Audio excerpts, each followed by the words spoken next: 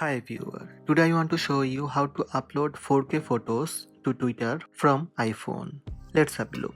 Right now you can't upload 4K photos from Twitter app.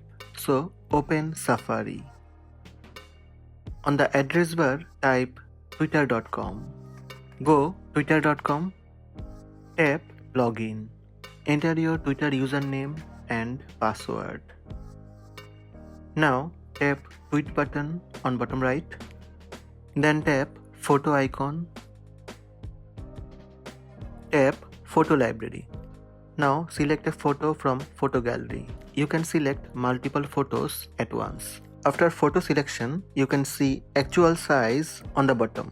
You can customize image size. Tap choose image size. You can select large, medium, small or actual size. Select actual size, then go back and tap done on top right. Now type text, then tap tweet. That's it, 4K photo uploaded.